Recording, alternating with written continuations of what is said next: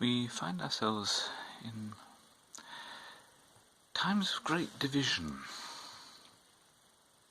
Ideologies seem to be attacking each other. Certainly you can see on social media things getting polarised, and the news outlets don't help. We see some people's opinions being aired, and we see some people's counter-opinions being aired, and then there's usually a lot of tussle backwards and forwards until bad words end up being given out, and two parties walk away with mutual loathing. And these divisions can be anything, from the current state in the royal family to Brexit and parliamentary affairs, to the outcome of the American general election, to even to who's playing Doctor Who.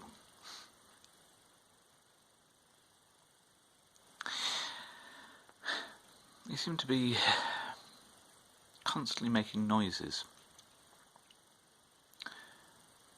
and decrying opinions, and opinions get set in stone, and counter-opinions get set in stone.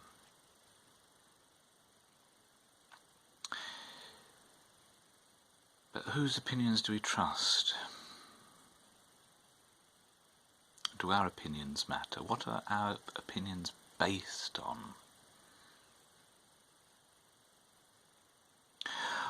We have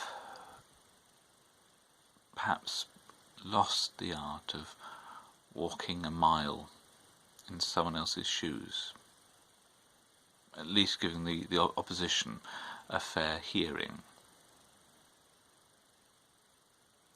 And I sort of hear similar sort of things in Parliament,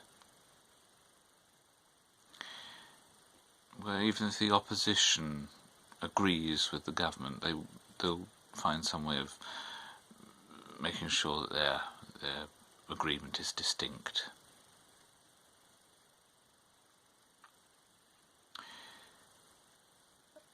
I've also heard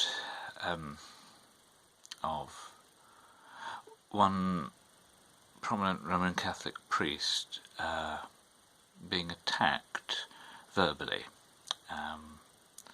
because he happened to say that the issue of abortion was not that important. And he clarified himself. He said the Christian aim is to follow Christ, and there's nothing more important than that. When you're with Christ, nothing else matters.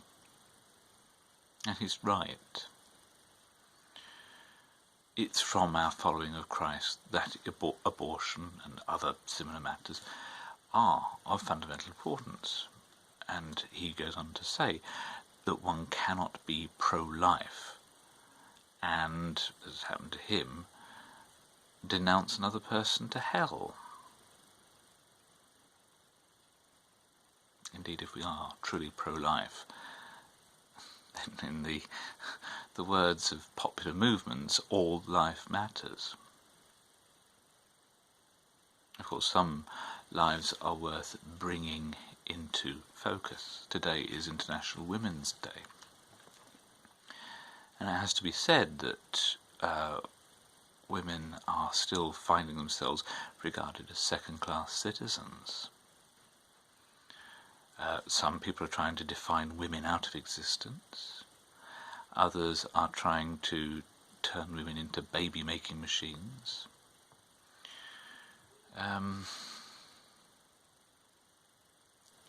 Others are trying to take away the safe spaces of women.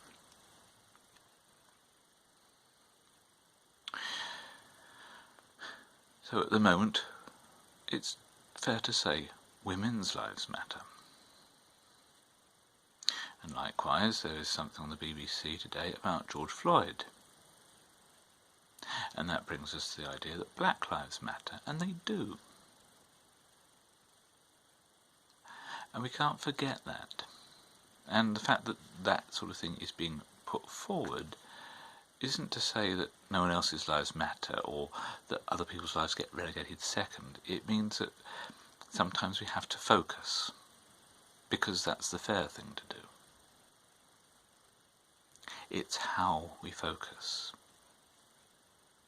There are certain things we need to change, but we can't change things superficially, just to appease. Appeasement is not the way forward. We have to change things because the change is necessary and right, and that involves deep thought, not sound bites, not headlines, not anything that can just trip off the tongue. If we're truly interested in being fair, then we need to shut up and listen. Not trot out the same old opinions, which might not necessarily be based on the facts that we think.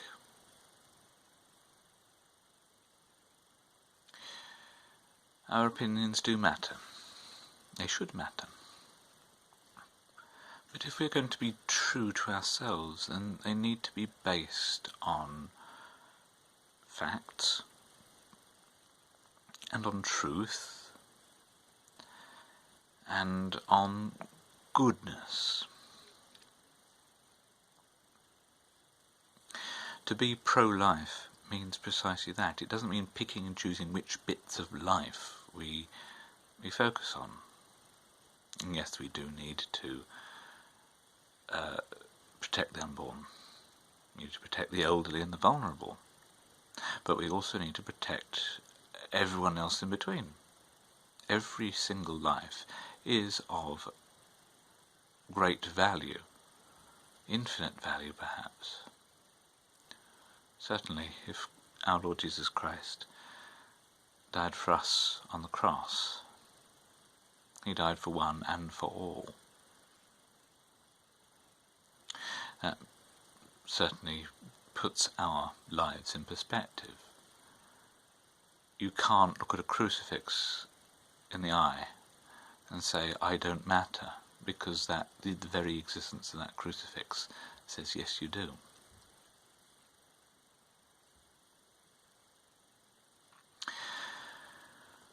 What we must do then is listen.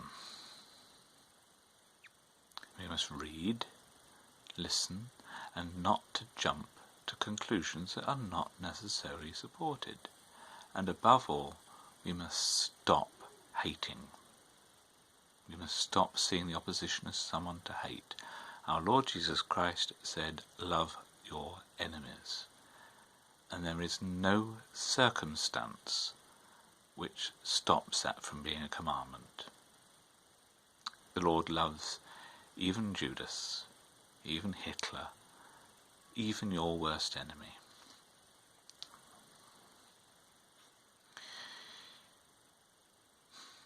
And we've got to do the same, because that is our method of justification. We are justified by faith. And that faith, that justification, means a covenantal relationship with God. It's not just a legal one, it is a covenantal one,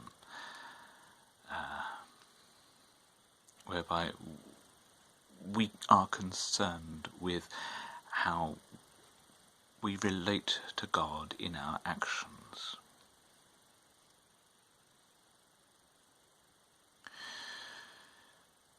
So we need to stop fighting each other. The enemy is never a human being. The enemy is the devil, who will try very hard to downplay his existence so that we miss him. Clever trick.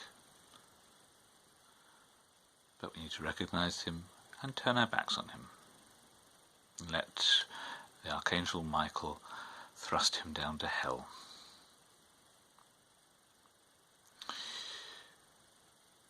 So, when we are challenged in our belief, in our faith, in our opinions, we need to recognise that other opinions exist, that other approaches to life exist. And we must always trust that the other person has a good reason to hold the opinions that they do. Might be wrong, but we've got to give them some integrity.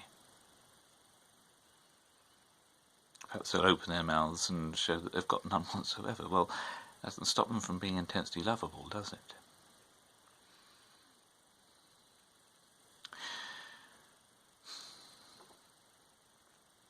So, I pray very much that you see yourself as someone of intense worth.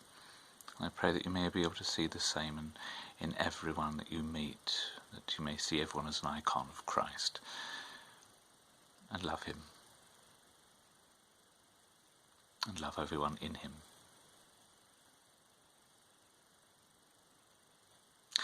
And please pray for me.